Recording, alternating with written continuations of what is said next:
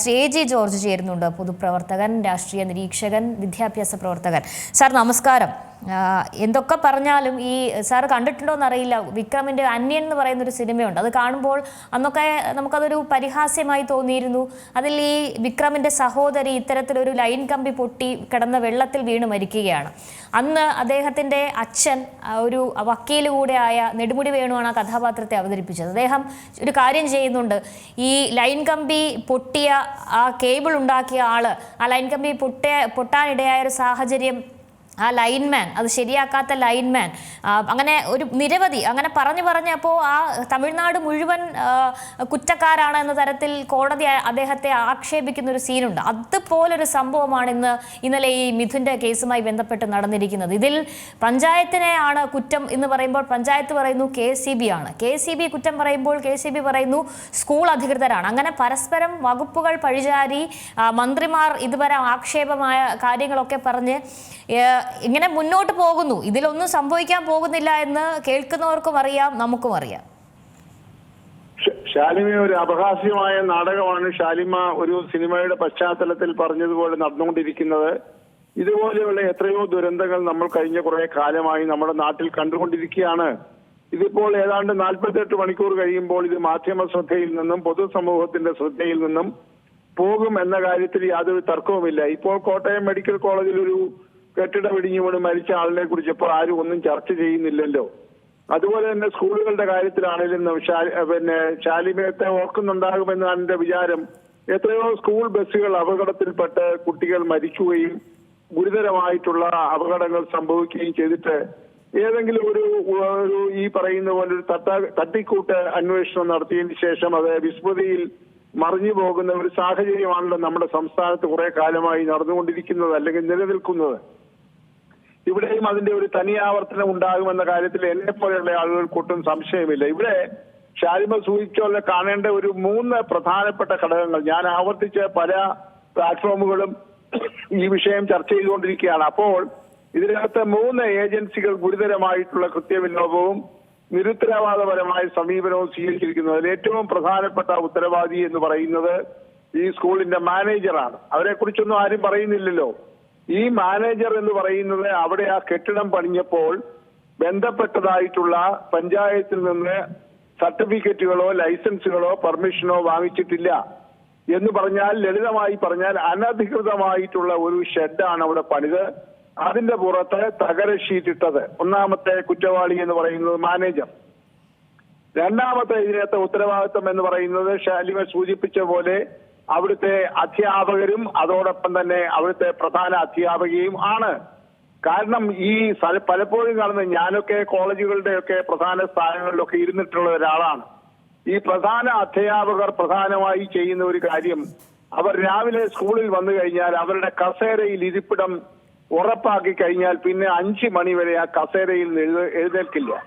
അവരങ്ങ് വലിയ ഭരണമാണ് നടത്തിക്കൊണ്ടിരിക്കുന്നത്. എന്നാൽ ശാലിമ ഓർക്കണം, ഒരു പണ്ടൊക്കെ കാലത്ത് പ്രഗത്ഭരായിട്ടുള്ള അധ്യാപകർ സ്കൂളുകളുടെയോ കോളേജുകളുടെയോ ഒക്കെ ചുമതല ഏൽക്കുമ്പോൾ അവർ രാവിലെ 1 മണിക്കൂർ കഴിഞ്ഞാൽ ആ ക്യാമ്പസ് മുഴുവൻ ചുറ്റിക്കറങ്ങിയാണ്. യൂണിവേഴ്സിറ്റി കോളേജിലൊക്കെ ഞാൻ പഠിച്ചപ്പോൾ ഡോക്ടർ NS വാര്യരെ പോലെയുള്ള അതിപ്രഗത്ഭന്മാരായിട്ടുള്ള ചരിത്രത്തിൽ ഇടം പിടിച്ച പ്രിൻസിപ്പൽമാരൊക്കെ ആദ്യത്തെ 1 മണിക്കൂർ ഓഫീസിൽ പോയി അത്യാവശ്യ കാര്യങ്ങൾ നിറവേറ്റി കഴിഞ്ഞാൽ ക്യാമ്പസുകൾ മുഴുവൻ വട്ടം കറങ്ങുകയാണ്. കാരണം അവിടെ എവിടെയെങ്കിലും അപകട സാധ്യതകളുണ്ടോ, കുട്ടികൾ ക്ലാസ്സിന് പുറത്തു നിൽക്കുന്നുണ്ടോ, മരം മുറിഞ്ഞു വീഴാൻ സാധ്യതയുണ്ടോ, അപകട സാധ്യതയുണ്ടോ, ഇതെല്ലാം നോക്കിയതിന് ശേഷമാണ് അദ്ദേഹം തന്റെ ഇരിപ്പിടത്തിലേക്ക് മടങ്ങിപ്പോകുന്നത്. വീണ്ടും ഉച്ച കഴിഞ്ഞ് വീണ്ടും ഇറങ്ങും.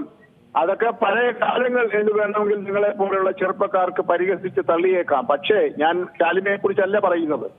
അപ്പൊ ഇവിടെ കാണേണ്ട ഒരു കാര്യം, ആ പ്രധാന അധ്യാപികയും അവരെ ചുറ്റിവെച്ച് നിൽക്കുന്നതായിട്ടുള്ള കുറെ അധ്യാപകരും വേണ്ട രീതിയിൽ ജാഗ്രത കാണിച്ചില്ല. ആ ക്യാമ്പസിൽ എന്ത് നടക്കുന്നു, എന്ത് അപകട സാധ്യതയുണ്ട് എന്നതിനെ സംബന്ധിച്ച് യാതൊരു അന്വേഷണം നടത്തിയിട്ടില്ല. കൃത്യമായി ഒന്നാം തീയതി ആകുമ്പോൾ ആയിരക്കണക്കിന് ലക്ഷത്തോടടുപ്പിച്ച ശമ്പളമൊക്കെ പറ്റിക്കൊണ്ട് ടാറ്റ പറഞ്ഞു പോകുന്ന ഒരു സാഹചര്യമാണ് ഇന്ന് പല സ്കൂളുകളിലും നിൽക്കുന്നത് എന്നത് ഇപ്പോൾ വെളിപ്പെട്ടു വന്നിരിക്കുന്നു.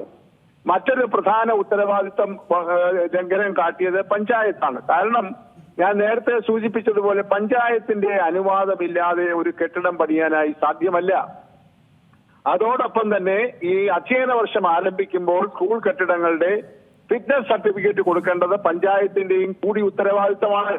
അപ്പോൾ ഈ പറയുന്ന കെട്ടിടത്തിന് ഇത്രയും 8 വർഷമായി ഒരു തകര ഷീറ്റ് ഉണ്ടായിരുന്നു. അതിന്റെ മുകളിലൂടെ വെറും 1.5 മീറ്റർ ഉയരത്തിൽ ഇലക്ട്രിക് ലൈൻ പോകുമ്പോൾ എങ്ങനെ ഈ സ്കൂളിന് ഫിറ്റ്നസ് സർട്ടിഫിക്കറ്റ് കൊടുത്തു എന്നുള്ളത് വളരെ ഗുരുതരമായി ഉള്ള ഒരു കൃത്യവിലോപമാണ്, അന്വേഷിക്കേണ്ടതാണ്. അപ്പോൾ പഞ്ചായത്ത് ഇതിനകത്ത് പ്രതിയാണ്. ഇവിടെ ഏറ്റവും ഒടുവിൽ ഷാലിമ കേൾക്കുന്ന ഒരു കാര്യം ഷാലിമയുടെ ശ്രദ്ധയിൽപ്പെട്ടിട്ടുണ്ടെന്നാണ് എന്റെ വിചാരം.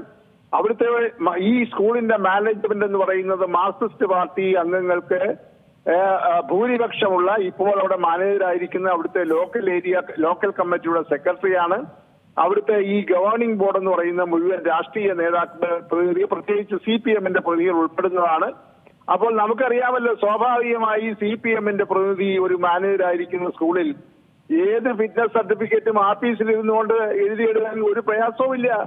അപ്പോൾ പഞ്ചായത്ത് അധികൃതർക്ക് അവിടെ പോയി നോക്കിയിട്ട് യാതൊരു തരത്തിലുള്ള അന്വേഷണം നടത്താതെയാണ് ഈ ഫിറ്റ്നസ് സർട്ടിഫിക്കറ്റ് എന്നിരിക്കുന്നത് അതിഗുരുതരമായിട്ടുള്ള ആരോപണമാണ്.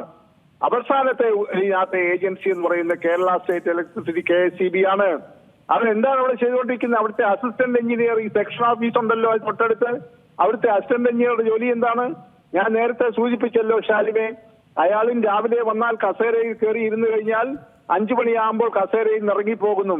അവർക്കാണ് അവരുടെ ഏരിയയിലുള്ള ലൈനിൽ പെട്രോളിംഗ് നടത്തി എവിടെയൊക്കെ ലൈൻ തകരാറുണ്ട്, എവിടെയൊക്കെ ലൈൻ സാഗ് ചെയ്യുന്നുണ്ട്, ഊഞ്ഞാല് പോലെ കിടക്കുന്ന ലൈനുകൾ എവിടെയുണ്ട്, അപകട സാധ്യതകൾ എവിടെയുണ്ട് എന്നൊക്കെ കണ്ടുപിടിക്കുകയും അത് കാലാകാലങ്ങളിൽ പരിശോധിച്ച് അതിന് പരിഹാര ക്രിയകൾ ചെയ്യേണ്ടത് KSEB ആണ്.